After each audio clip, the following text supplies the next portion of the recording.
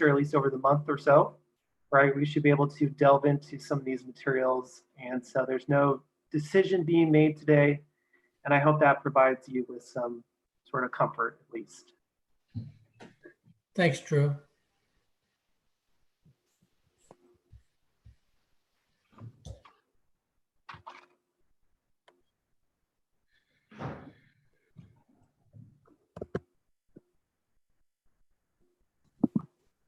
Good evening, Bob. How are you, Brian? Oh, it's almost the end of a wonderful day. Councilmember Jeans. Yes. This is Robert. Hi, I heard your comments.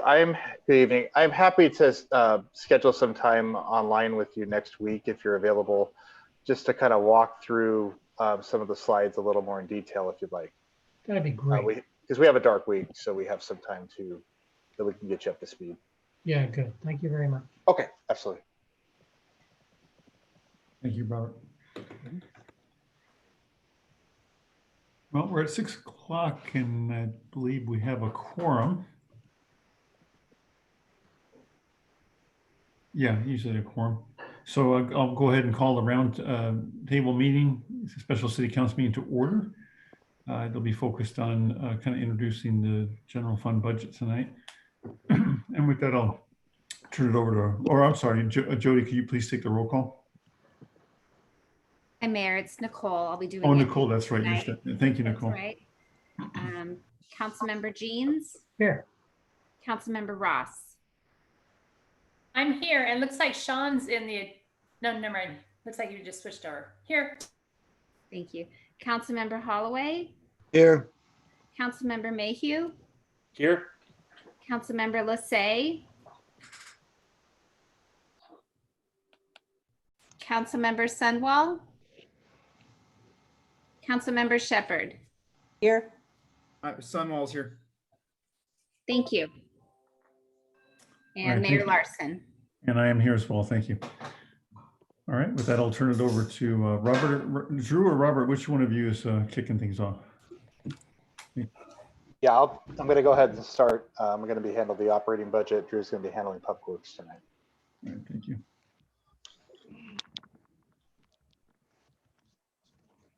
Okay. Okay, thank you. So again, tonight, this is the agenda. We're going to go over the key elements of the operating budget, the budget summary, the charts and tables, Parks and Public Works, non-utilities budget, and then the next steps. And we have a lot of slides to run through, but I'll try to go through them as slow as I can to generate questions as we go along. So part of the budget elements tonight, the budget that we're going to show you for operating expenditures is based on the 2020 amended appropriated budget. So this is the last budget that council amended in April. This is the one when you see our status sheets, this is the one it's based on. So again, that's the same. So what you're seeing for 2020 appropriation, that's what the budget we're going on here, and we're building this new budget based on those 2020 amended appropriated numbers. We were building the budget, and I know we've mentioned before, with flat salaries and wages across the board in mind. There's a 0% growth rate in wages for 21 and 22 across the board. Again, this is how we set up and designed the budget. And reorganizations happened in the executive budget and Parks and Public Works. The city administrator's budget and the mayor's budget consolidated.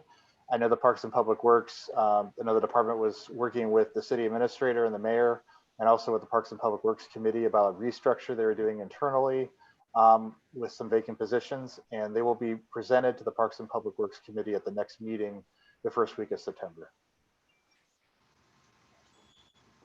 And so one thing that was an unavoidable increase was that we have built in 7% annual increases for our AWC health, dental, and vision plans in both 21 and 22.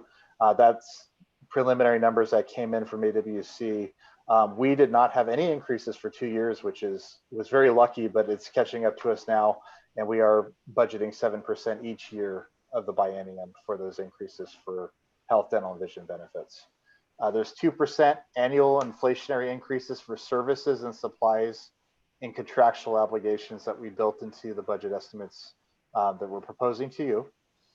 The governmental operating budget was developed with reductions in mind in fiscal years 21 and 22 compared to the amended budget. So I know we talked about reducing the budget. You're going to see here, and I really applaud the work that staff has done and the departments have done to really present not only a flat budget, but a budget that has cost savings compared to the previous appropriated budget. And so you can see what I mean here with the government operating expenditure spreadsheet. So again, this is the executive proposed budget for 2021 and 22.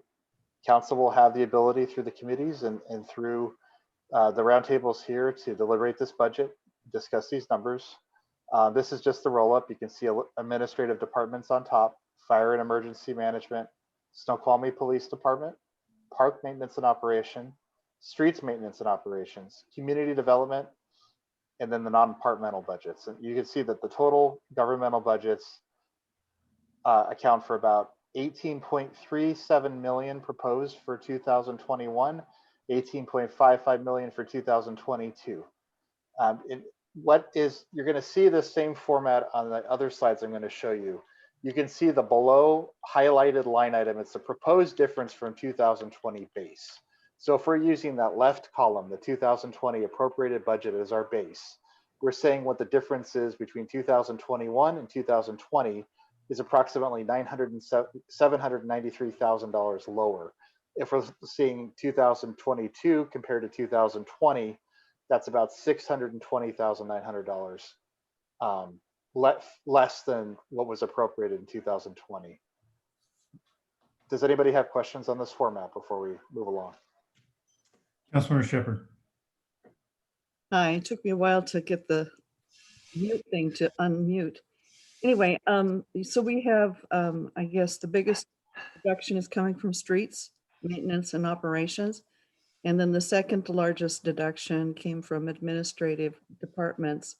Can you give me the biggest element that caused that drop from 2020 to 2021? As we get more into the detail, we have a slide for each department and division in the city. You're going to see that detail. So we're going to get there. Okay.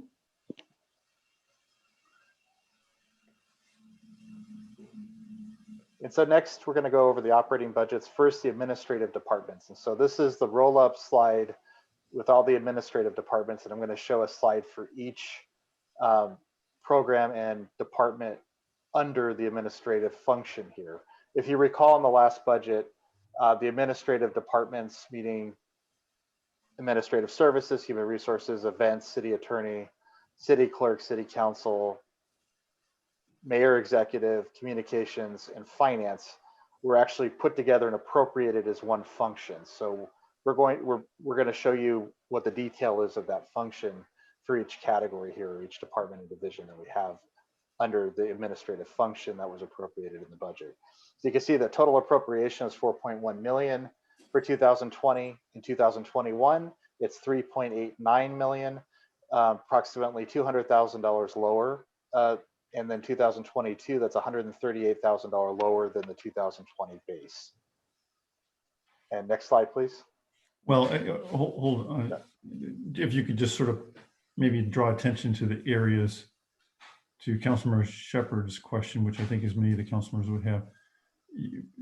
In each of these detailed categories for each department, you can see events was the largest share of that overall 4% or 4.8% decrease at 48% on events. With city clerk actually went up. The communications actually went down as well. And so I don't know if you want to speak to any of the details within those. The events is pretty obvious, but we're going to get there with the slides, Mayor. So in the future slides, we're going to show that detail in just a second here. Councilor Shepherd, do you have another question, or could you put your hand down, please? So City Council, we'll start with City Council. You can see we adjusted the personnel category to reflect updated calculation of benefits. Some of that's just the way we update it, but that's also sometimes if somebody selects more than one dependent, that's going to impact the benefits as well for each category if you see those adjustments. Travel and training, we restored the budget for city council at 2020 budget levels plus a 2% annual inflation. So at this point, we're budgeting assuming that we're back to somewhat normality starting in 2021, that there will be events, there will be in-person events. That's subject to change, I know, of course, but right now we've built it in the base that it would be a quote unquote normal type year. We're coming back to some normality. Next slide, please.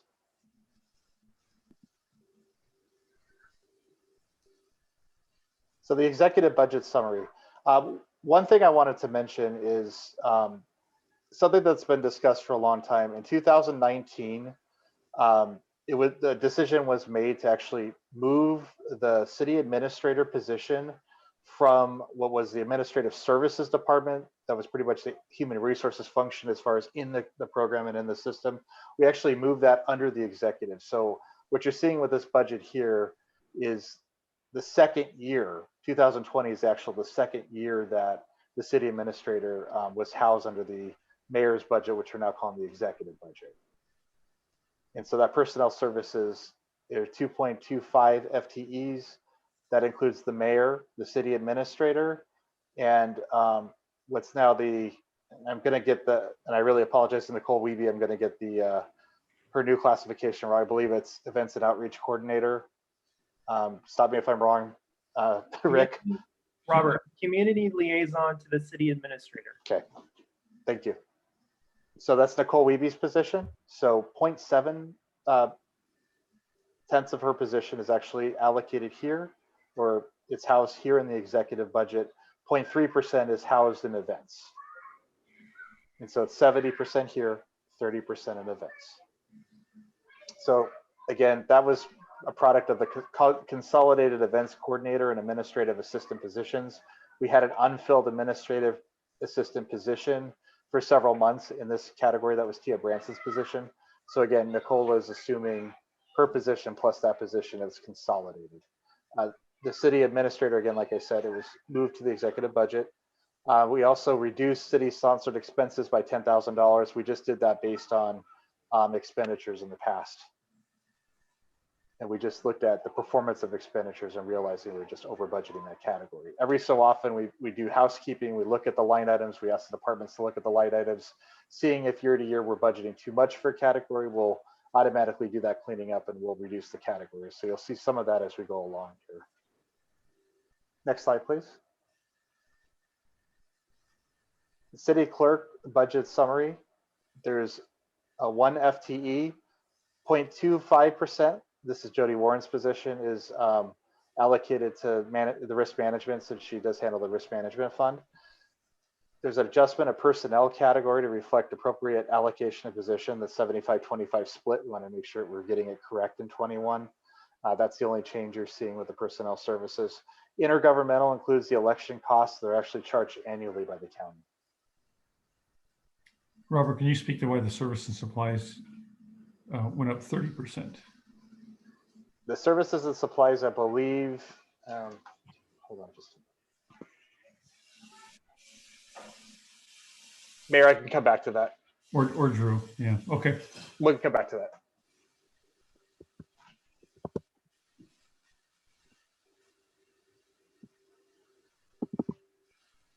Next slide, please.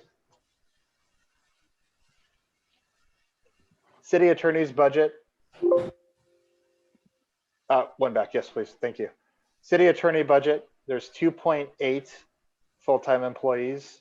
That 0.8, it would be Rena McCauley's position, the paralegal position. And then of course you have full-time city attorney and the deputy city attorney or assistant city attorney position. The estimate for the new attorney was high when we originally appropriated that position. So we did adjust it in 2021, just to make sure that we're capturing the adequate annual expenditures each year. Legal costs in services supplies, that includes outside HR legal services, as well as outside litigation. And so you see we have a slight reduction from base for 21 over 20, and it's the same thing with 2022 as well from 2020. Next slide, please.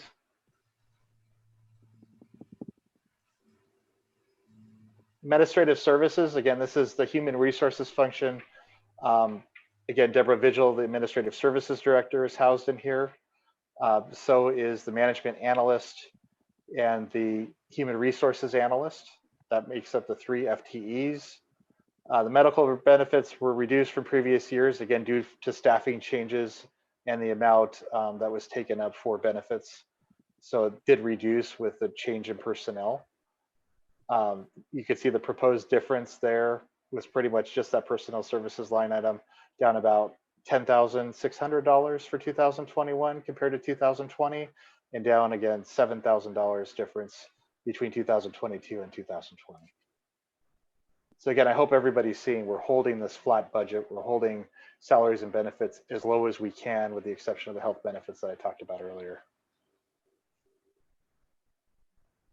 The communications division budget summary, you can see for the proposed is about $315,000. It's about $50,000 less in 2021 compared to 2020. There's 1.75 FTEs allocated to this division. Again, this division reports to the Administrative Services Director. There was a reevaluating and position budgets. Appropriation again was too high. So again, some of that change up on the personnel services line item was housekeeping. We were noticing there was over allocations. We did reduce that. There's no reduction to personnel or anything like that in this budget. Funding for services and supplies were reduced again based on actual expenditures. So we're making sure that if there were one-time items that we're carrying over year to year in our system, that we're taking them out. Again, we're doing that with each department. We're asking departments to do that as well. If we look like the line items not being spent year to year, but it's still in there, that's what we're taking out. So again, we're not reducing any service levels in this department. This is just housekeeping pretty much based on the actuals versus the appropriation.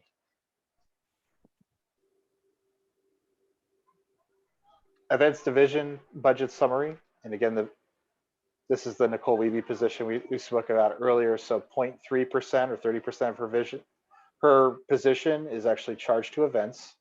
And some of the highlights, again, consolidating those 2 positions we talked about. But the budget here does assume the resumption of events on a normal schedule in 2021. So services and supplies, again, same thing. I looked at how we allocated in the past, looked at one-time items that were still being carried year to year just to clean up that line item. We're actually not reducing any services and events. We're assuming that the amount of events that happened in 2019 would happen in 2021. So we're maintaining a positive outlook when we're looking at the events budget here. So finance department budget, again, we have 8 FTEs here in finance. You can see we're about 1.34 million was appropriated in 2020. We're spending a little less, 1.325 in 21 and 1.348 in 22. The reduction of personnel costs in 2021 was due to the management fellow position ending in 2020. That reduction wasn't the full position because if council recalls, and I appreciate it, council gave approval for a couple of reclassifications that happened within the department between 2019 and 2020. That was the upgrade of Jerry Knudsen's position to financial services manager and to Drew Batte's position as well. So those reclassifications were part of that. So that savings is after the reclassifications and also after management fellow position ending in 2020. There's a proposed reduction in services and supplies, but again, that's not reducing service levels at all in my department. What that's doing is, again, I'm looking at the line items each year. I'm looking how much money we're spending on travel and training, how much money we're spending on equipment, and making adjustments accordingly. I'm not asking for too much per se. So again, we're doing house cleaning. If there's a line item we're not spending the full allocation each year, then we're reducing it down. So that's what I did here with the budget. Next slide, please. And so fire department budget summary. And I think Chief Carrera's on the line too, if he wants to weigh in on some of this for questions. Again, this is a proposed budget, 15 FTEs in fire. I've got emergency services, a separate slide here that will show in just a second. 3.2 million was the proposed budget in 2021, 3.26 2022. We added back 30,000 to build the fire equipment replacement fund. So this is something where every few years, their emergency equipment, their apparatus needs to be replaced. we're building up that fund. We decided the last 2 years not to fill that fund. Now we're adding back that 30,000. So that's an impact. You can see that in the equipment outlay line item in the budget itself. We have annual increases for dispatch, the training consortium that the city participates in, as well as the cost to maintain the accreditation status. So those are costs that are built into this budget. That's part of the 3.4% services and supplies increase you see for 2021. And also the labor, just a side note that the labor firefighter contract is up for renegotiation in 2020. So these budget numbers could change based on the results of those negotiations. And Chief, did you have anything to add to this? No, I didn't. Thank you, though. Okay. Mm-hmm. Next slide. So emergency management, we're just showing it here, but again, I showed it in the summary as part of fire. We just wanted to break it out to kind of show you that there's no major changes here. There's a reevaluation of position allocations. There's an increased services and supplies for proper funding of equipment. So we're just making sure that we are fully funding the activities here. Councilmember Shepherd, Mayor, I think Councilmember Shepherd has her hand raised. Yeah, go ahead, Councilmember Shepherd. Yeah, I'm not sure where we would find this in the budget, but I know that we haven't done an assessment of our fire plugs, a pressure assessment of the fire hydrants. Is that built into the budget? Yes. Chief? Yeah, so we do maintenance on all of the fire hydrants in the water district for the city. But you are correct, they are not being fully tested. And that's been an item on our list, but with the current situation, we haven't done it for quite a few years now. So it seemed to make sense to just hold off on that until the city's in a better financial situation. Perhaps I misunderstood the question. I mean, Chief, we still have the guys regularly go around and test fire hydrants for use in flushing water lines, do we not?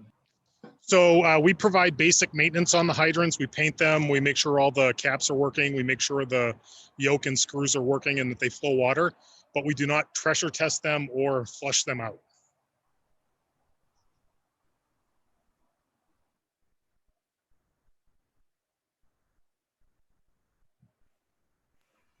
Go ahead, Robert. Oh, I'm sorry. Councilmember Shepherd, did you have your hand up again? Yeah, I just one additional thought. It seems like we're having right now a fairly cool summer. I know that we've had a lot of fires in California, but right now in Western Washington, we seem to be okay. I don't know what the forecast is, but I think, maybe this won't be a difficult year fire-wise as far as pressure testing the fire hydrants. We can give you an update on that at the Public Safety Committee if you'd like.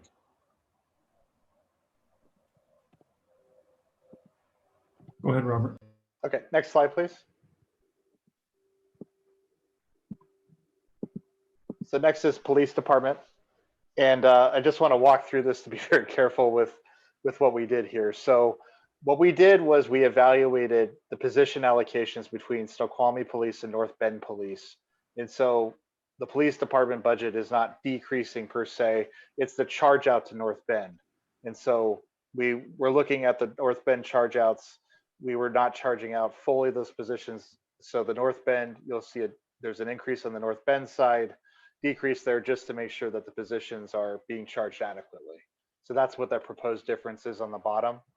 There are 29 FTEs, 11.74 FTEs is the adequate charge to North Bend. So that's what's being reflected in this budget.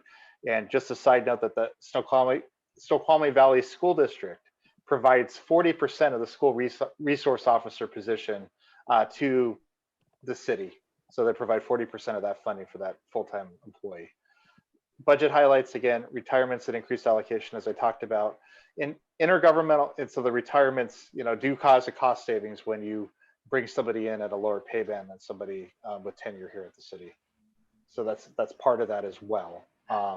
But again, you see that increase in allocation in North Bend. Mayor, Councilmember Sunwell has his hand up. Yeah, Councilmember Sunwell. So on that resource officer, since, people aren't going to school, is that something that regardless of whether kids are in school, the school district's still responsible for their percentage? So that's not going to come back on us? That's the way I understand. Chief Phipps, did you want to weigh in on this? Yes, that is something I'll be meeting with the superintendent here in the next couple of weeks to talk about, because as you stated, we don't know what the future is. We don't know when they'll go back to in school. She does have work to do still, but she is not dealing solely with school district activities at this point. So I'll know more in the next couple of weeks. So I also want to focus your attention on the line item for intergovernmental. So what we're capturing in that line item are backfill, quote unquote, backfill costs for North Bend coverage. That includes overhead. So that includes anything that's above and beyond the contract amount. So again, we have a fixed contract amount plus inflation each year for North Bend. And that intergovernmental cost also assumes some of those costs that are above and beyond, such as overhead, like if you imagine like the overhead for finance, the overhead for payroll, those types of items that the city incurs on our side. That's part of that increase in intergovernmental. We're making sure that we're incorporating that into this budget. I hope that's clear for anybody, if anybody has questions on that.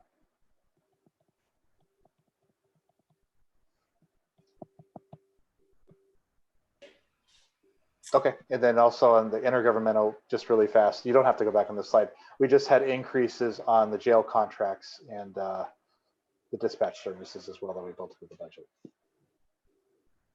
So next is non-departmental. So non-departmental includes transfers to outside agencies and entities, including the human services funding. Also includes anything that's intergovernmental, any grants to intergovernmental agencies. Services and supplies, again, some of that is public defender and prosecutor is the bulk of those costs. There are some outside legal fees that are also in this budget, but most of those are housed in the attorney, but there are some here too. And so that's what this budget comprises of. And then the contingency, if you remember the last budget session 2 years ago, the council agreed to put approximately $104,000 of contingency. This is a placeholder. That means that it's up to the mayor and the city administrator's discretion to use an additional $104,000 of authority for expenditures that may be emergency or may be above and beyond the normal authority. We just held that amount at $104,000 each year in this proposed budget, 21 and 22. And there's also an increase in the Snoqualmie Valley watershed activities. We weren't budgeting enough to cover the actual expenses there. Any questions on this one? Okay, so next is information technology. And again, this is not informational technology, is an internal service fund that actually charges out to the general fund. And you can see it charges about 52.9% out to the general fund, 16.9% to community development, the rest to utilities and special funds. And you can see there's also a decrease there, 1.873 million for 21, 1.9 million. And I do apologize, there's a typo. The number of FTEs is 7 for that. And so I do apologize about that. One thing I do want to mention is we did have some capital projects such as the ERP system that was originally in a portion of the ERP was in the 2020 appropriated budget. Because that was passed as part of the CIP, and we don't have a year specifically for the build of that yet, we took that out of future years. And so that's part of that accounts for a bulk of that decrease between 2020 and 2021. Any questions on this? Okay, next slide is community development. So community development, there are 8 FTEs total between community development and building. Excuse me, this includes planning and building. This is a roll-up. I also have 2 slides also for one for planning, one for building coming up here. You can see there's 2.132 million proposed for 2021. That's a decrease from 2.174 in 2020. There's an increase in development activity. Those factors those factors and options that come up in the next year may require a budget appropriation or amendment. Again, every year is different. It's very unclear. This year's had a lot more activity, for example, but with that department than was anticipated. Could be the same next year, could be less. So this is something that we, make sure we keep tabs on this budget. On next slide, please. So again, this is breaking out the planning division summary. You can see that the senior planner position, which was Nicole Sanders, is now vacant. It had a previous allocation to the Parks and Public Works Department.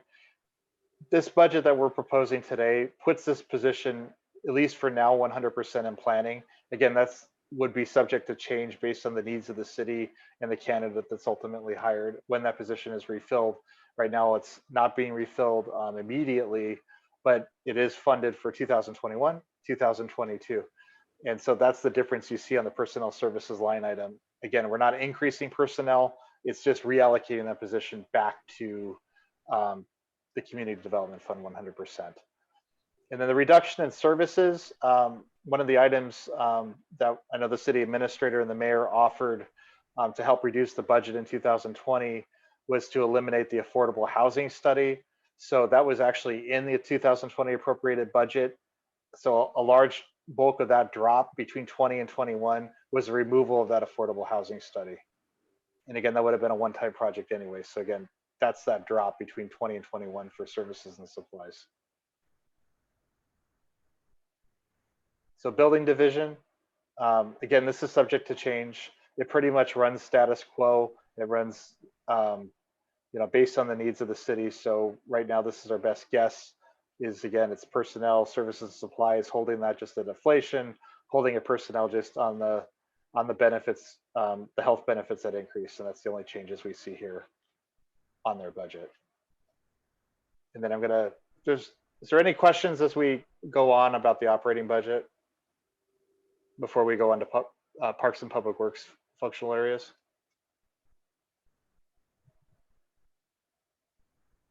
Okay, Drew, take it away. All right, thank you, everyone. So the Parks Maintenance Division budget for 2021 and 2022.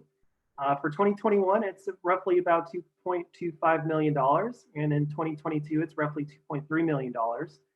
Basically, with fiscal year 2022, we would basically just getting back to fiscal year 2020. It would essentially equal the fiscal year 2020 appropriated budget. The Parks Maintenance Division will have approximately 8.5 FTEs over the next 2-year period.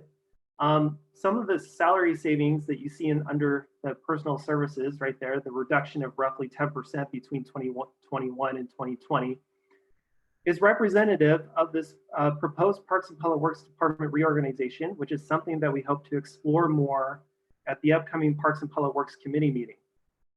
We'll be providing you at that time a requisite organizational chart to see what the differences are between this current biennium and the next biennium. And in essence, the goal was to be responsive. We're trying to be responsive to 3 goals. The first one was to consolidate any open positions that we had to try to find ways to potentially reduce our FTE count. The second one was redistributing the positions more appropriately across the divisions and funds, various funds. And then our third goal for this reorganization was to try our best to really protect the level of service so that we're kind of continuing to provide that level of service as we go through this 2-year period. In addition to that, we've also included a reduction of professional type services typically provided by consultants and slight increases to cover electricity, irrigation, and any trees that we need to remove over the next 2-year period. In addition to that, we've also have cleaned up the landscape services budget to reflect the contract more appropriately, to make sure it's accounted for appropriately inside the Parks Maintenance Division budget.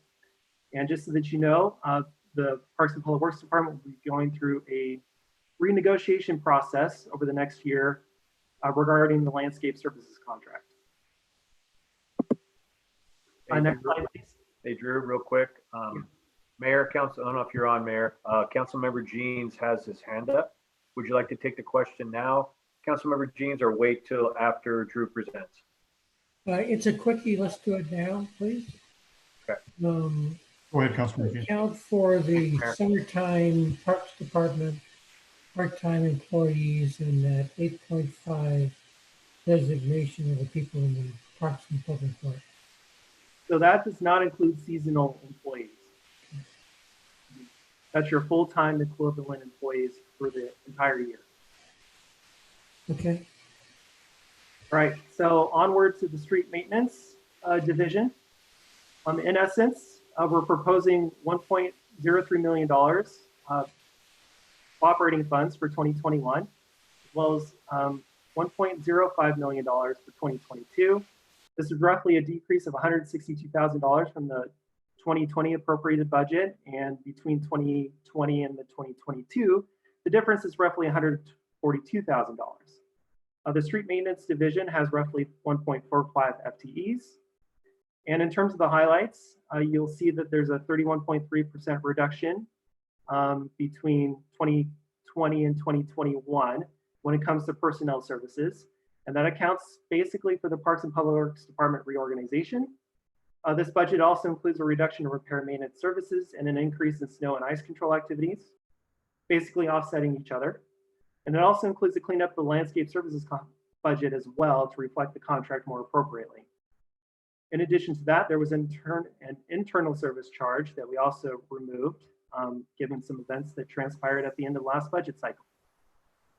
Next slide, please. All right. So, Hey, Drew, sorry, Drew. Mayor, we have Councilmember Holloway's hand up.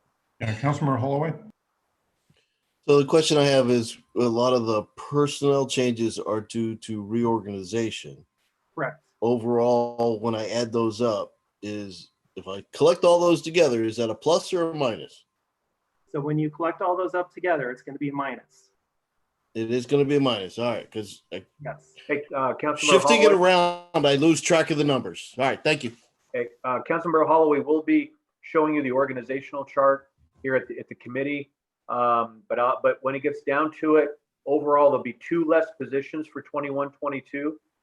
Brian did a long time coming reorganization of that department. We think it was a great move, be more efficient. We're going to save some money on consulting by bringing a position in the house. So it's going to be really good, but we'll get into that more at the committee. But overall, you'll have 2 less positions for the next biennium in total Parks and Public Works.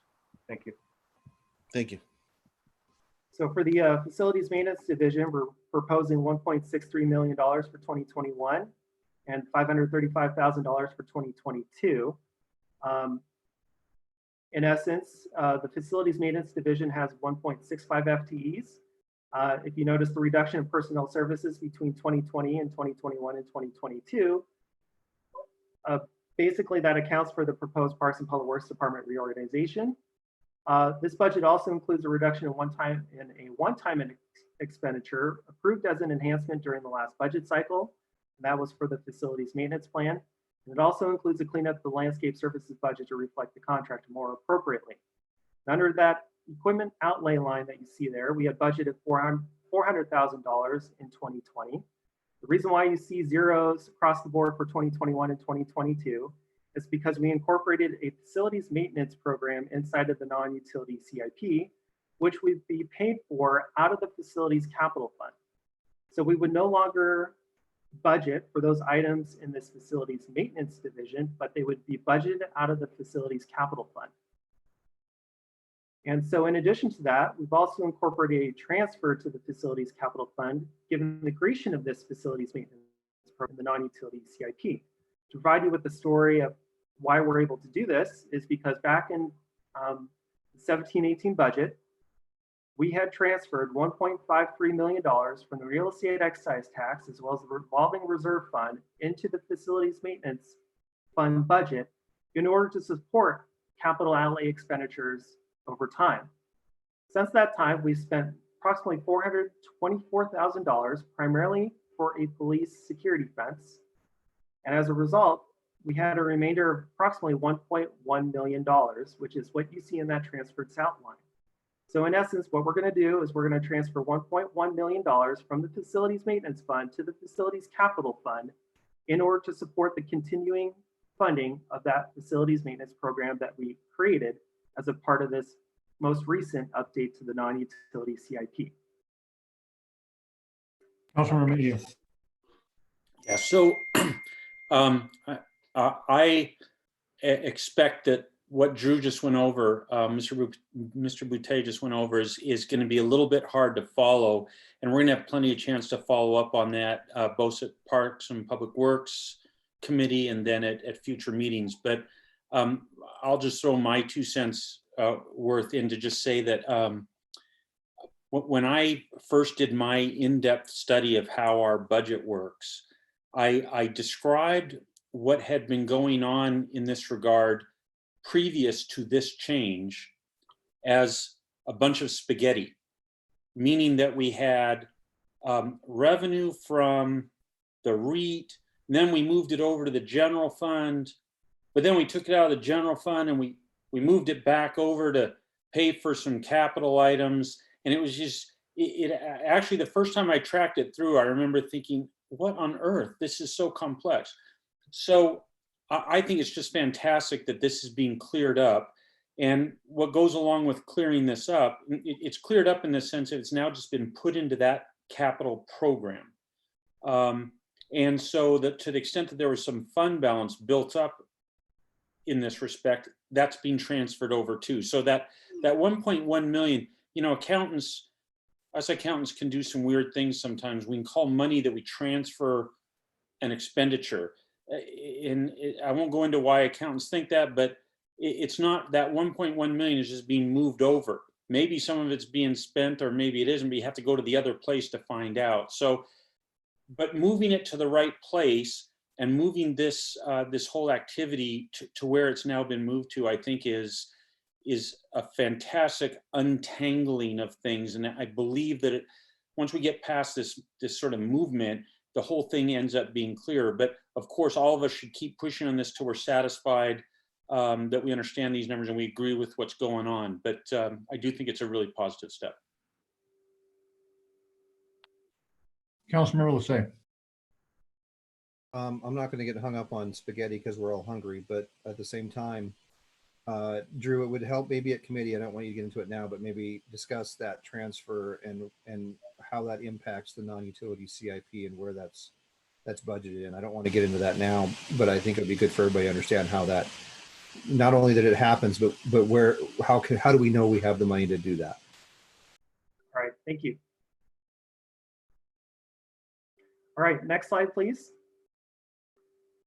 So in essence, for the equipment replacement and repair division, we're proposing to appropriate $1.44 million for 2021 and $1.45 million for 2022.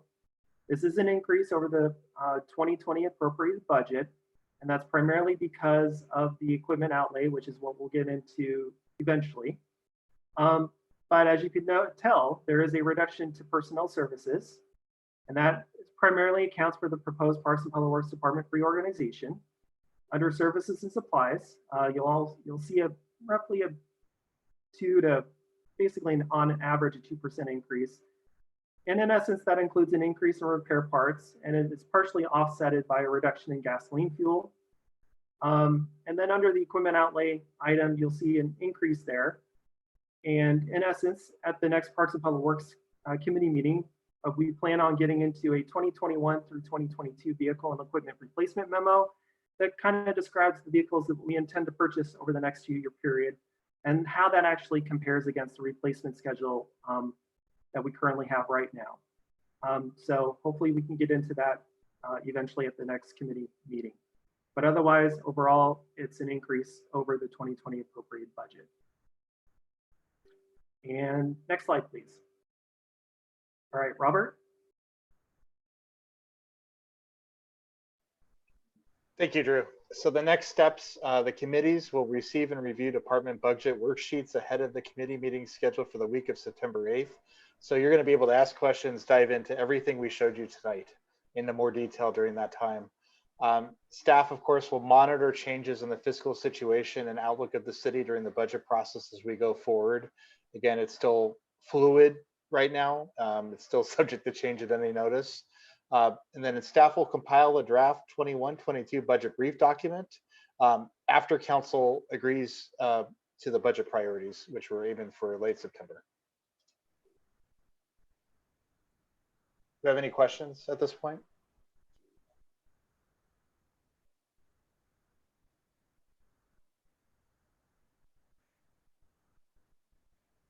Councilman Rousseau. Robert and Drew, I recently had to go through a process of a lot of the kind of inquisitive internal analysis, we'll call it, where it's really difficult to look at your past budget and not want to have a use it or lose it sort of mentality. And I think you guys as shepherds towards the budget, and then I think it would go to all the departments to say, to spend the time to look at your budget and actually determine how much you really need is a very difficult task, because a lot of times we want to make sure we have a little extra because you never know what might happen. You never know what might be coming along. But I think you guys have done a really good job of internally looking at what the needs are and finding those little turning the stone and finding those little bits and pieces to drop the budget in areas that don't impact level of service and don't impact staff from a staff cuts, straight off the board staff cuts. So I just want to give you that, the props for that. And the same for the department heads for really looking deeply at your work. That's really appreciated that you guys have gone to this level of detail. Thank you, council member. I appreciate the comments, and I know Drew appreciates the comments too. And really, it was a group effort. The departments are really kind of thinking, especially now with the way we do business being completely changed, thinking a little out of the box and thinking maybe we can spend money less on this if we do it this way instead of how we've done it in the past. Things like printing, for example, we've definitely looked at reductions in line items like that, and really in other items where if we're not spending it each year, just having them think critically and kind of cleaning it up. It's a process we've been doing every year, and we did it this year, and it goes a long way, like you said. Definitely. Yeah, and you can't understate how hard that is to do right now, because it really, like I said, I've had to do it for my own business, and it's very difficult to look at things and go, what do we really need to spend? And so I really think, department heads and all the way down, and all the way through the whole organization, you guys, really good work. It doesn't make it any easier for us to look at too, and say that we may have to still, do we need to do a little bit more, to this or not? But I think you guys have made a great effort, and I really applaud you for that. Yes, and again, it was the whole staff, so everybody cooperated with that. Councilor Mayhew. Yes, so I just want to say to fellow council members, for our timeline. So first off, and Councilmember Holloway and Jeans, you've been around the longest of any of us on this council. So you can probably look back in your memory and ask yourselves when you've received the governmental operating budget proposal in August. And I didn't verify this, but I think if not the earliest, it'll be one of the earliest times you've seen that. This is just fantastic news. Now, to keep our timeline, we've got a lot that goes on between now and year end. Our timeline is that so remember, the budget we saw tonight doesn't have utilities in it. So we're still gonna have to deal with that in October, and there's a lot to do there. And we've got a public process that'll probably take place in November, and then by the end of November, we want to get this whole thing, the ordinance passed and the budget set. So here's what it means to our timeline. We have the month of September. On September, I think it's 28th. Our goal, our challenge is that we must approve whatever version of what was presented. I think is on page 4 tonight. We need to approve that with whatever changes so we can move on and the operating budget is set. The governmental portion anyway is set, meaning the non-utilities portion. So here's what we have. We have 2 meetings of each of our committees between now and then. And we have 2 more full council meetings where we'll have a roundtable and we'll have time during our regular meeting as well. We have to commit ourselves to reach that goal, or our timeline is going to get very, very ugly and problematic. So I know during the time I've been on this council, have had a bad habit, and I think some of you have this habit as well. So I'll say we have a bad habit of continuing to ask questions, in essence, almost moving the goalposts. Sometimes staff feel like we're moving the goalposts on them. And, we don't mean to do that, but I think we have to really challenge ourselves to dig into these budget. Now, what's going to happen is next week, we're going to get the Holloway model, which is one-pagers for each of the departments that summarize FTEs, what's going on, changes in costs, so more detail than what we saw tonight, but still focused at a top level. So it's sort of a cheat to call it a one page because it's two sides of one page. So it's sort of 2 pages long, but it fits on one piece of paper. So I'm going to call it the Holloway one-page success. But we'll get those next week.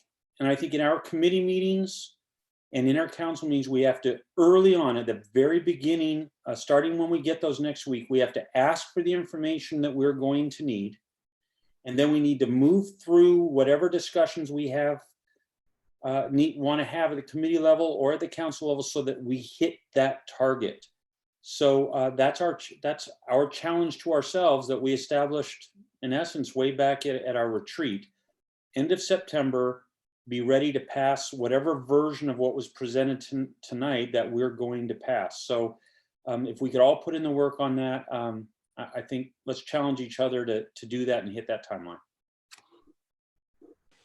Is this the 36-inch by 48-inch Holloway version, or is this the regular 8.5 by 11? It is 8.5 by 11, and they actually kept the font size above 4, so actually you won't need a magnifying glass. But yeah, no, I to be honest, and I think they've done a fantastic job of really trying to help us focus on level of service, strategic, top line, the major expenditure areas, and not get lost in how much is being spent on paper clips or whatever. I think they've really laid this out well for us. We'll see what you all think, but let's challenge ourselves to work with what they give us, ask the questions we're going to need of additional information or clarification on up front so that we can hit the timeline. Yeah. Can we get Lisay's printed out on A4 metric sheet? As long as you remember that a piece of paper has 6 sides. You can read those sides, the 4 of those sides that you're referring to. I applaud you. Yeah, that's some heavyweight paper. I want to, in response to some of Councilmember Lisay's comments, which I appreciate, I do want to put a word of caution that much of our assumptions in the 21-22 biennial budget is contingent upon buy-in from some unions, particularly with contracts that go into 21 or 22, to understand the importance of, at this time, 0% increases, given that inflation is probably going to be next to nothing, and allowing to hold down those expenses of revenues as revenues have been depressed. And if we don't get that, I think we're still going to have to hold to some of those cost decreases, but it could result in some noticeable impacts to service if it meant some reductions in personnel, which is the last resort that we would want to go to.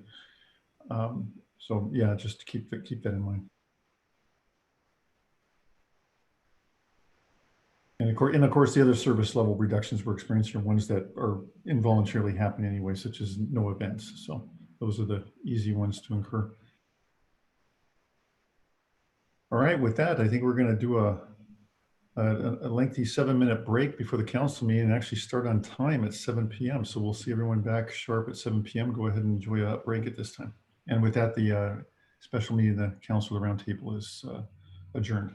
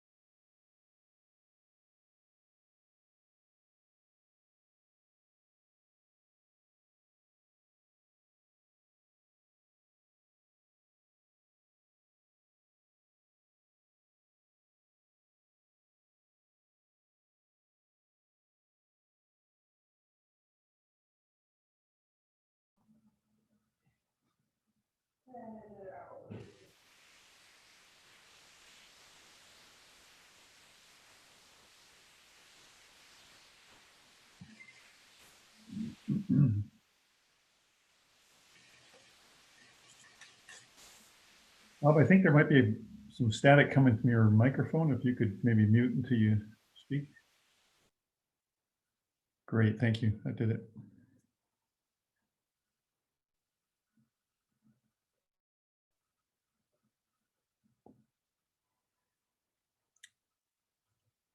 Okay, if city council members have returned, I'd appreciate if they could turn their video on to indicate that they are back in the meeting so I can determine if we have a quorum. We're now at 7 o'clock.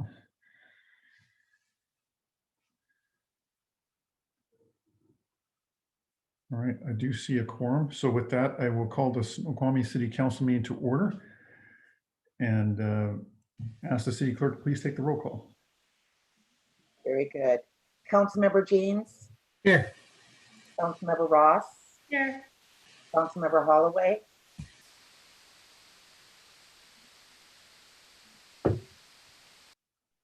Councilmember Holloway, are you in attendance?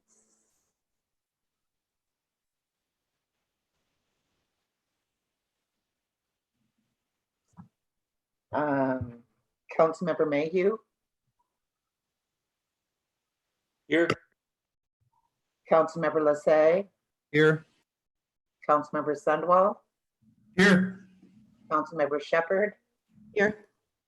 and I will try one more time for Councilmember Holloway. I don't see him logged in. Perhaps he thought he had to go to another link.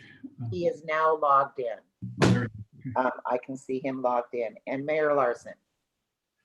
I am here. Did you get a confirmation from Councilmember Holloway? I'm here. Thank you. All right, very good. With that, council, I have a motion, a second to approve the agenda as presented tonight. So moved. Second. Second. Okay, a motion, a second to approve the agenda as stated. Is there any discussion? Sorry, hang on. I see a hand up. Councilmember Shepherd, go ahead. Yes, I'd like to take the warrants off of the consent agenda. All right. Is there any other discussion or questions, council? All right. With that, we will move on to citizens' comments. I see one citizen, Linda Jeans, who I think a few of us know, present. Linda, did you have any interest? Mr. Mayor, point of order. Yes, sir. Did we approve the agenda? Oh, Councilman Lassay, thank you very much. A little off the game here tonight. So thank you. All those in favor of approving the agenda with the changes as stated, say aye. Aye. Aye. Aye. All those opposed? All right, motion passes. Again, thank you, Councilman Lassay. Again, at this time, we'll move on to citizens' comments to comment on any items that are not on the agenda tonight. I see one citizen and do not see the hand going up. If you do have a desire to speak in the participant, if you hit the participant button on the bottom of the Zoom, it will open a participant panel, and at the bottom of the panel, it has a raise hand feature that you can click on and raise the hand. So if you are hesitant, do have a comment, there's probably someone at home, that you can bring your concerns to their attention as well. All right, with that, we'll move on to the consent agenda. All items listed below will be enacted by one motion. Action items include the minutes for the August 10th, 2020 City Council meeting. And other approvals include Agenda Bill 20077, Resolution 1545, declaring surplus property and authorizing the destruction of said surplus property. And Agenda Bill 20078, City of Redmond Mobile Integrated Health Interlocal Agreement. Do I have a motion, council? So moved. Second. A motion, a second to approve the consent agenda as stated. Is there any discussion at this time on any of these items? Or I'm sorry, is there any member of the public that would like to comment on any of these items prior to action? I see Jolyn Johnson has joined us as well.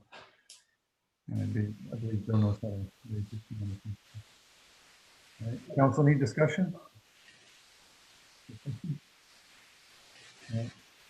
Councilor Jeans, again, if you could hear, there's a kind of hissing sound coming from the microphone, unless you're trying to Councilmember James, could you mute, please? Thank you. All right. All right. All those in favor, say aye, please. Aye. Aye. Aye. Councilmember Jeans, if you want to speak briefly, you just push down the space bar and it'll unmute momentarily while you vote, and then you can let go of the space bar and it'll mute again. All right. Put your thumbs up if you're an aye. Okay. I can, my video has been cut off. Yeah, opposed. I'm sorry, Councilmember Shepherd, your video was cut off? Right. It says my host has stopped it. All right, well, I'll ask the staff to look at that. And I'll ask them to go ahead and weigh in if there's maybe some action she needs to take, like logging off and logging back on or something, so, or a button. All right, Councilmember Shepherd, did you have another question at this time? Nope. All right, looks like your video is back up again, just a background anyway. Right. All right, Council, we now will immediately, as per process, pick up the approval of warrants. I'll turn that over to the chair of the F&A committee to make a motion on that. Yeah, sorry, point of order, Mayor. Were there any no votes on that, or was that a unanimous vote? I don't believe there are any no votes on that. All those opposed to approving the consent agenda say nay. All right. Thank you, Mayor. Move to approve the warrants as presented. May I have a second? Second. Motion a second to approve the warrants as presented. Is there any member of the public that would like to comment on the warrants prior to possible action? I don't see anybody's hands up from the public. I'll turn it over to the Mayor Pro Tem to speak to this before we open it for discussion. Fellow council members, just inform me that the F&A committee members have reviewed the claims and warrants and had no items that they did not recommend for approval. They recommended that all of the claims and warrants presented tonight be approved. They followed the procedures in reaching this recommendation as outlined in our council procedures for the period of this COVID emergency. I would also point out to council members that there's not a specific, evidently not a specific warrant or claim being pulled, but rather all of them. This would mean that we wouldn't pay the staff. In fact, it's worse. It would mean we would go and take the last paycheck that they already received and we would pull it back from their accounts. So to not approve payroll, I think would be quite a remarkable thing. It also means we'd pull back any payments we'd made to contractors and vendors. So across the board, that's would be a surprising thing for me to imagine we would ever do. All right, thank you, Councilmember Mayo. Councilmember Shepherd. Yes, and I would, as a council member, would like to be able to review warrants. And right now, the way that the ability to access the warrants to review them has been blocked for me. And as far as I know, I'm the only council member that's interested in reviewing the warrants without being able to access. Councilmember Lasay, go ahead, point of order. Council members should not speak to the intentions of other council members. Yeah, I've asked the members of the council to please refrain from any disparaging comments or comments questioning the motives of the fellow council members or staff. Go ahead, Councilmember Shepherd, if you want to conclude your comments. For all of the reasons that I just stated, I do not approve of, approving the warrants. All right, thank you. Councilmember Mayhew. You have to unmute. Thank you. I would just point out to my fellow council members that these are tough times. We still have very limited staff in the City Hall building.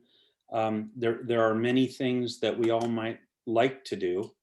We have agreed as a council, at least the majority of us agreed to procedures to follow for approving claims and warrants during this very difficult time so that we did not place a burden on our staff that they simply cannot meet. And so we're following our procedures, and the notion that since maybe one one doesn't agree with the majority's dealing with this, that we're not going to pay the staff, I find is a remarkable point of view. So I will vote for, I intend to vote in favor of approving this. Councilmember Sunwell. Doesn't the F&A committee review the warrants? Yeah, they are essentially the auditing committee for the city. So it would be not true to say that no council members are interested in reviewing warrants. That's correct. Okay. Councilmember Mayhew. Yeah, I would just point out that the council members, the committee members did review those. In fact, I can tell you that I looked at every single one of the claims and warrants that are on this list.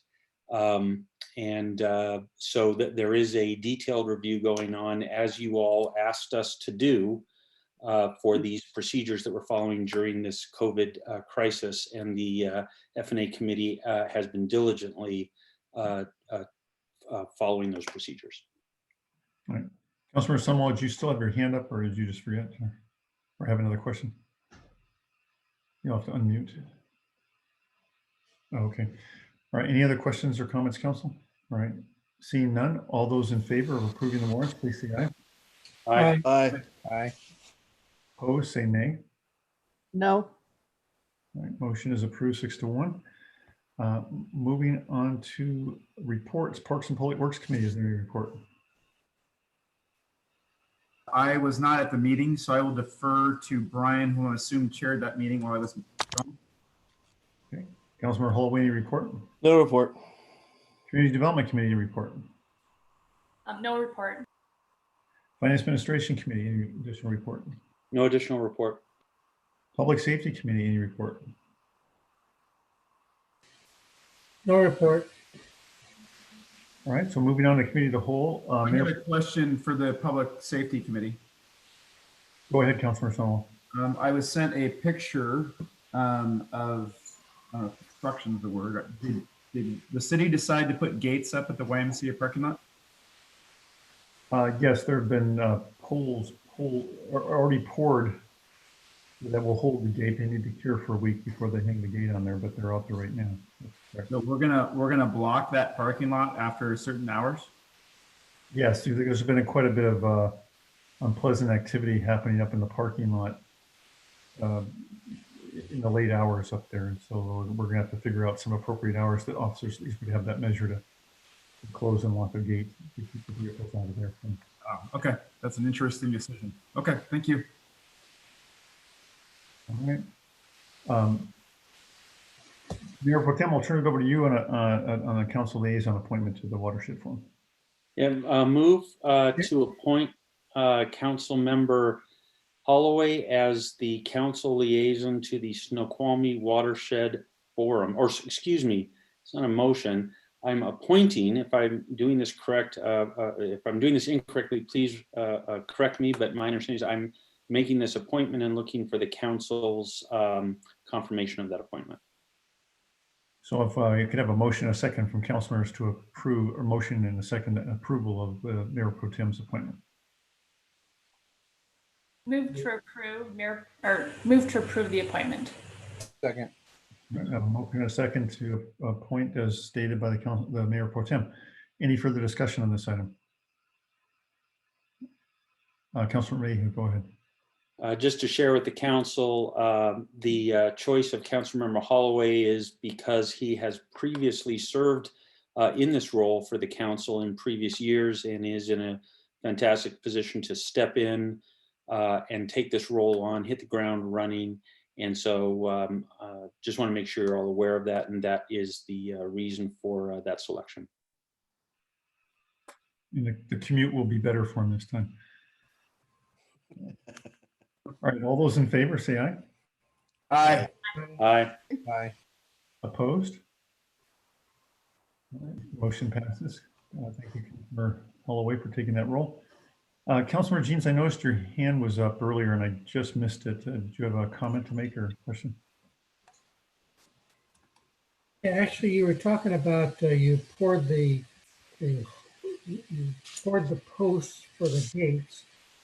And it seems to me whatever we do, whether it's the police department having some input into this, into the Public Safety Committee, or whether the Parks and Public Works has input on this regarding gates. It seems to me this, the ultimate decision probably has to come to the committees and then to council.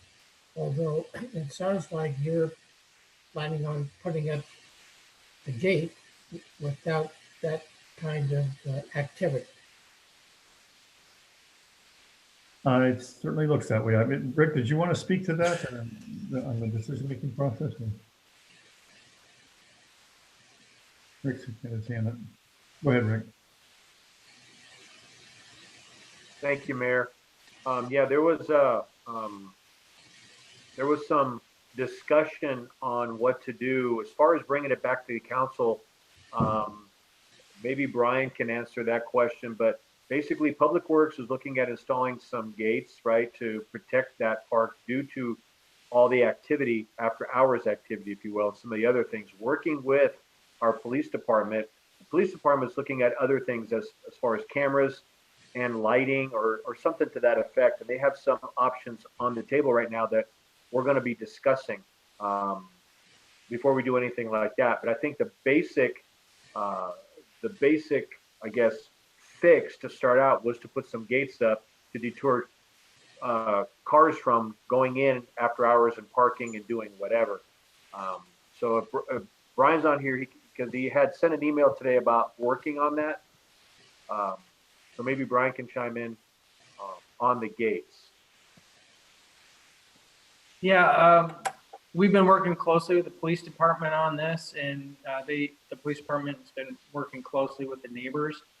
The gate we're looking to install is consistent with other gates in our park system, those being Muir Pond, Centennial Park, Fisher Creek Park, and the Point Park. Those are, for the most part, fairly frequented facilities that have had gates over the years, and we're going to install them consistent with those other locations. So this was a response to the community and police department to help try and maintain and control activities that are occurring at Community Park. Thanks. So it sounds like this is simply a first step in what may be a comprehensive police and public works coordinated effort. Is that right? Yes, sir, Councilmember Jeans. We want to make sure that we look at every option. And I know the police department as well as Public Works have been working together very strongly to try to do something to help mitigate some of the issues that we're seeing at the park. And like Brian said, to try to standardize some of the things around our city. So yes, sir. Thank you. All right. We have Councilmember Sunwald and Lassay, Holloway, and Ross. Yeah, I guess I'm waffling a little bit on this because in some sense it doesn't feel like a policy decision. It feels like sort of just a regular decision. But at the same time, I think when you start putting gates up, that sends a message. I'm not. I don't know if it's been entirely thought through. And I'm also disturbed that I received one email suggesting gates go up. Now maybe everyone else received 300 of those, but that a citizen or two can move to have a gate put up without it coming before council seems somewhat shocking to me. And I hear this, we're evaluating options, but it sounds like we're implementing as we go. And that doesn't seem very strategic to me. So are we going to put one up at Jeannie Hansen too? Thank you, Councilor Sunwald. Councilor Lassay? I'm not sure what was funny. I'm not sure either, but she wasn't being recognized at that point. Councilor Lassay? Oh yeah, I'm kind of, I had the same thought process as Councilor Sunwald. It seems like we've gone from, okay, we may have had some issues in a certain location to making a policy decision. Now I understand that there are gates at other parks, and I understand that. And I understand that also gates don't have to be locked. And if we're going down the path of putting gates at other locations, then I would like to see that discussed probably both at a public safety and at a Parks and Public Works meeting, but we haven't had that discussion. My concern is that the Y, as an operator of a city facility, has hours that may need those gates to be open till later in the evening, and that could create some conflict where there are cars trapped in there, that are cars that, people that are just there, they've been working out and they get out late, and the next thing they know, the gate's been locked. Then somebody's got to call, and then it becomes an issue. Or worse off, that there are folks that are leaving their cars there overnight because they see it as being a safe spot for them to park their car, where it's not going to get towed, or it's not going to get stolen, or and it becomes now a parking lot that's a secure parking lot. So I think my perspective is that this probably needs to be discussed at both committee levels before we. I mean, not to say that it's not something we wouldn't necessarily do, but I think it needs to have a little bit further discussion before we go down the road of blocking a parking area. Yeah. I'll take all the other comments before I respond at this point, but Councilmember Holloway and Councilmember Ross. And please remember to take your hand down if you don't have any further questions. Well, I would just like to also chime in. We ought to have discussions at committee, but do we know what the cost is for this gate? Is it a singular action or a part of a program for gates across parks? Brian, do you want to address that? Yeah, it's a singular action for this location, and we're building the gate in-house, like several of the other gates in the system, and the cost is approximately $6,600. Okay, thank you. All right. Councilmember Ross and then Councilmember Shepherd. I guess if you put the gate there, what the concern is, what are the hours? Because I know that some keep their van pools there and they leave early in the morning. So we don't want to obviously lock them in. We're working with the police department on that, and the police department was going to take an active role in opening and closing the gates, since Parks and Public Works staff isn't on duty when a lot of the opening and closings would take place. There's also opportunity, as one of the council members said, to leave the gate open if need be as well. If usage changes or activities change, we can adjust accordingly. Councilmember Shepherd. So one of the things, there were a number of people that showed up at the last public safety meeting, which was unusual. We had probably 10 people that called in about this concern. And I would like to see the people who are most impacted by why they want to put up a gate to become part of a bigger group of citizens that should be included in the discussion, so that we make sure we capture why we're doing this in the first place. I have to say, Councilmember Shepherd, it seems like you're continually playing both sides of the same coin. On social media, you make derogatory comments about administration or police or mayor not taking action, and then an action is taken, and then you're critical of the action. So it's not clear exactly what you want here, but Councilmember Sunwell, I see your hand is back up. Or I guess the other thing I'd want to think about is, do you just push that parking down onto the streets? And now you're potentially taking up parking for residents that have homes there. I mean, the activities that I've heard about aren't happening in cars. They're happening outside of cars. And blocking the gate just means they park on the street and they walk to do their actions. So again, we didn't spend $6,600 on a gate to keep it open. That seems like a backpedal to me.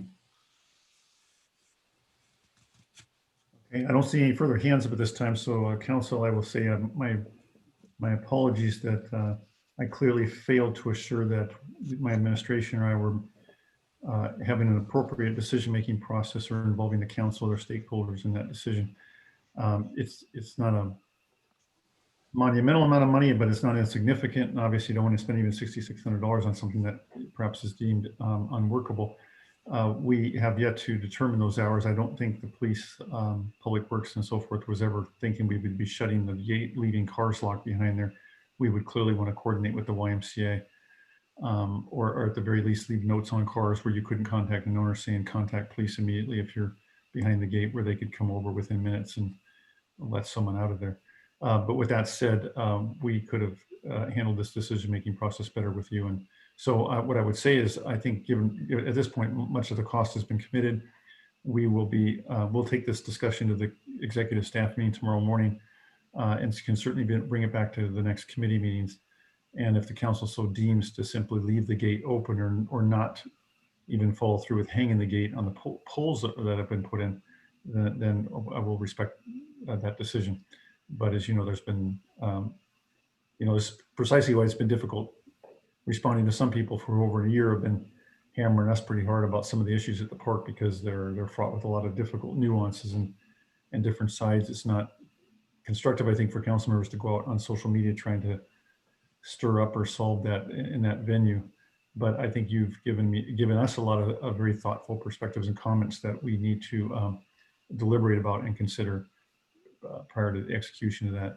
I mean, there's two executions. One is the execution of actually building the gate, and the second is policies around how it would be used and when it would be closed and so forth. So again, my apologies. All right, with that, I will move on to Rick. Do you have an update on the COVID-19 issues? Thank you, Mayor, council members. No, not really, Mayor. I mean, pretty much we're just taking one day at a time.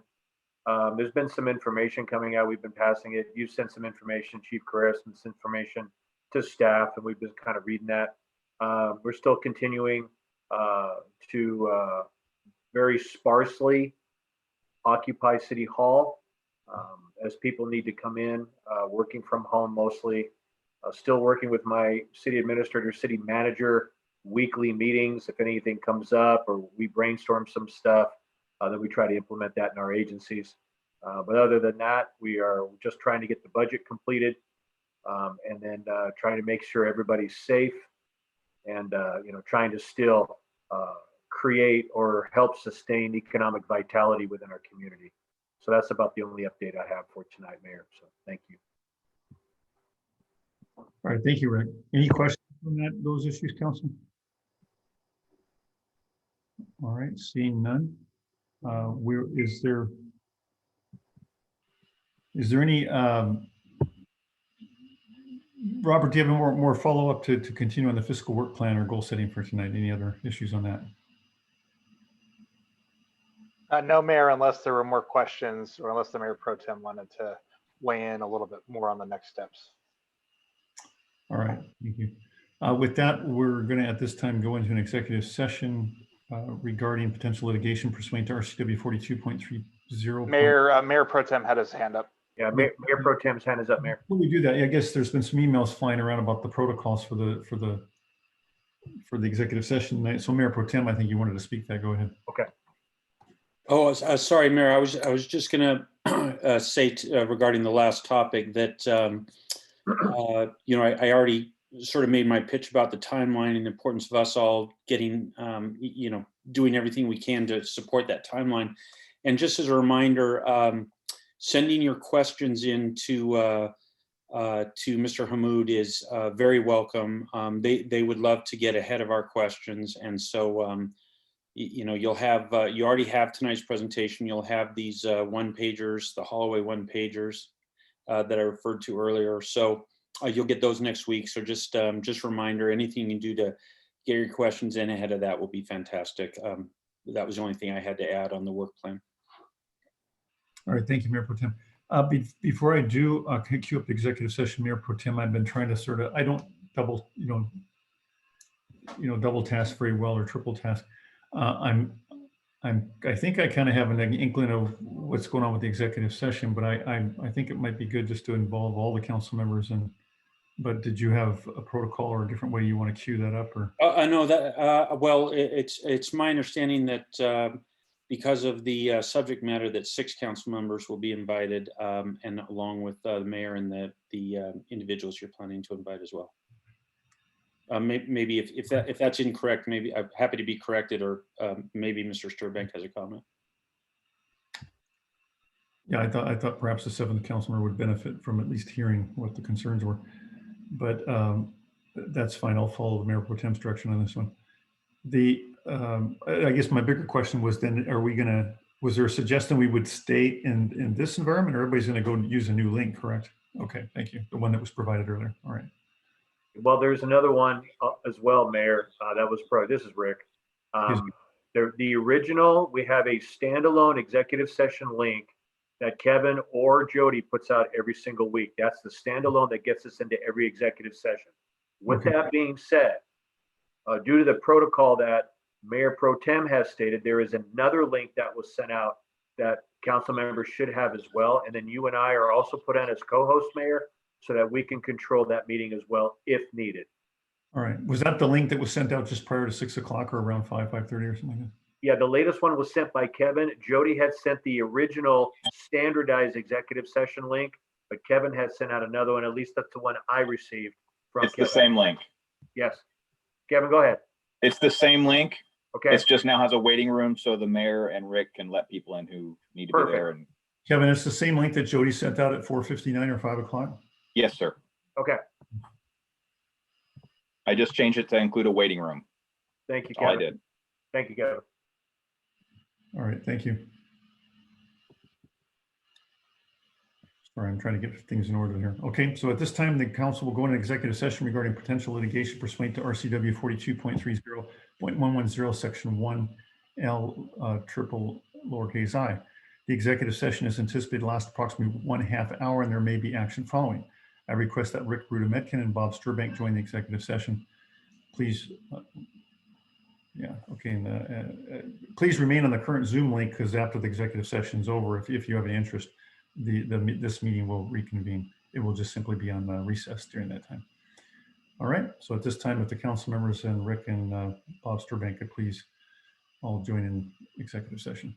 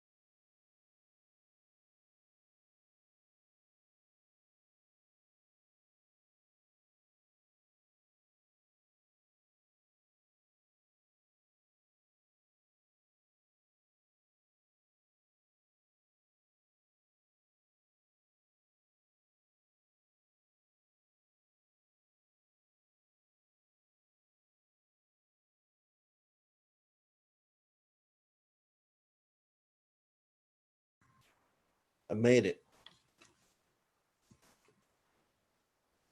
Still have to change my name though.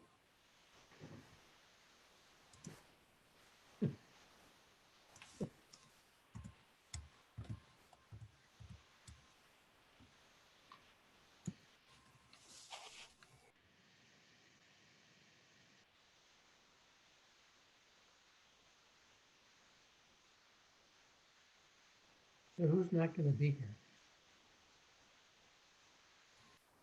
Peggy will not be here.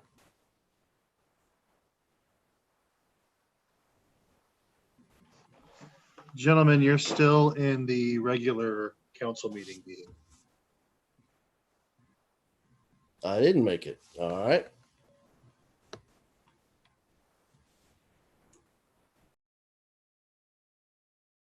I went to the singular invitation to the. So should I get out of this and?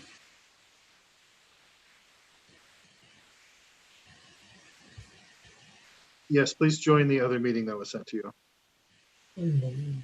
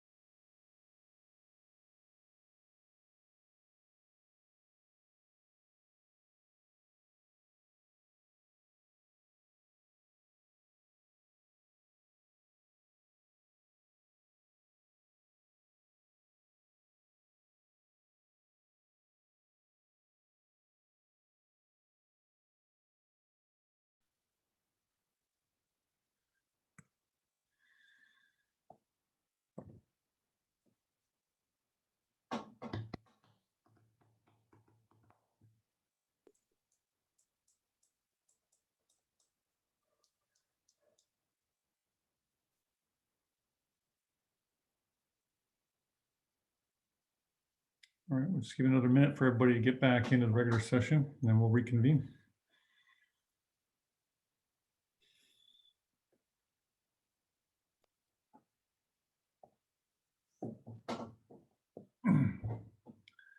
Let's hope we don't have the same glitches with people getting back into this meeting. We shouldn't, Mayor. This is the regular meeting. Everybody should be, we have 23 in, so Yeah, I didn't have problems earlier. I think we're good on this meeting. Brian's back in. Am I in the right meeting or is this? Jim's in, Bob is in. I don't You're in see. the right meeting, Councilmember Holloway. Okay, just checking with the Moose Lodge. All right.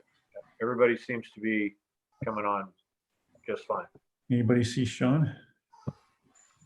He was driving when last time we saw him, so let me see. I don't see him yet. Mayor. I see Robert, but he's going to give me motion sickness. Thought it was no video. Just joking. I'll just give a little more time to see if Sean shows up. Jody, are you in receipt of an email from me? Jody's no longer on the call, Councilmember Mayhew. Oh, she wasn't in the meeting. You'll have to send that to Nicole. Well, who's the host, Rick? Nicole will be taking Jody's spot. So can you send it to Nicole, Jim, and she can? I'm doing it now. Yep.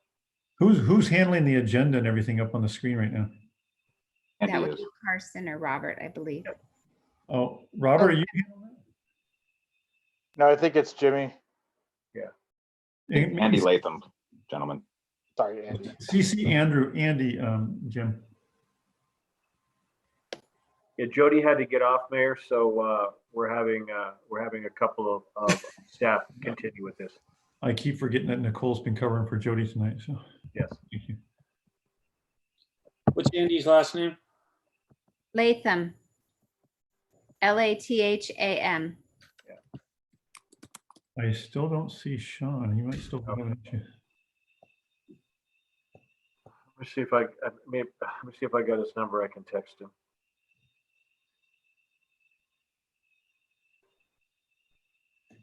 No, I don't have it, Mayor.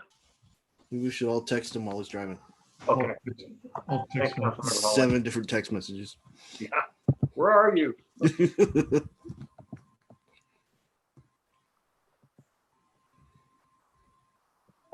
There he comes. There he is. All right, very good. So we'll reconvene the regular city council meeting, and I'll turn it over to the Mayor Pro Tem. Move to send the letter that is on the screen, corrected for any typographical errors, to Councilmember Shepherd. Second. Okay, motion and a second is stated by Councilmember Mayhew. Is there any further discussion? All right, if there's no further discussion or question. Mayor, can we bring up the body of the text and give people time to read the letter? Yeah, go ahead. Or Mayor Pro Tem, do you just want to read it real quick? Sure. Wait a second, are there people on the call, not us? There's one member of the public, Joe Johnson. That's what the. Oh, he doesn't count. Just kidding, Joe. All right. Letter addressed, letter from the Office of the City Council addressed to Councilmember Shepherd regarding Councilmember role and scope of office, legal defense, and indemnification. Dear Councilmember Shepherd, this letter is to address certain public statements concerning current and past city employees that were recently brought to the council's attention. These statements exceed the boundaries of a council member's role and scope of official duty. Under Washington law, Chapter 13A 12 RCW, the City Council's authority is focused on legislative policy matters, not past or present city employees. The mayor, as chief executive and administrative officer of the city, is, quote, in charge of all departments and employees, end quote, and has, quote, general supervision of the administration of city government and all city interests, end quote. The City Council's rules of procedure echo this separation of powers. Rule 1.2.4 states that, quote, the attention of council should be directed to issues of policy for possible council action rather than to the daily operations of city departments, end quote. City council members are also bound by agreements entered into by past or present city councils. This is true even if the agreements were entered into prior to your election to city council. Given this, the council directs you to take down, retract, or otherwise remove from any public forum the statements you have made concerning current or former city employees and to observe the limits of your council member role in city agreements past and present. In addition, the council considers your statements about current and past city employees and any similar statements you might make as not in good faith and outside the scope of your official duty as a council member, and therefore not entitled to city defense of and indemnification against any claim, lawsuit, or other proceeding that may arise out of your statements or conduct. While the council would make any defense and indemnity determination in response to a specific request, if defense and indemnity is denied, you will not be entitled to city-paid legal defense or city payment of any judgment or determination that may be entered against you in the event of any claim, lawsuit, or proceeding. Very truly yours, the Snoqualmie City Council. Okay, thank you, Councilmember May and Mayor Pro Tem. Okay, being that there's no further discussion, all those in favor of approving of the letter, say aye. Aye. Aye. Aye. All those opposed? No. Okay, motion passes 6-1 with the council member in question voting no. All right, thank you, council. With that, I don't believe there's any other business to come before the council. Any other announcements? Not so. With that, I'll entertain a motion to adjourn. So moved. So moved. Second. I have a motion and a second to adjourn tonight's meeting. All those in favor, say aye. Aye. Aye. Aye. Those opposed, say nay. Hearing none, the meeting is adjourned. Everyone enjoy the rest of your evening.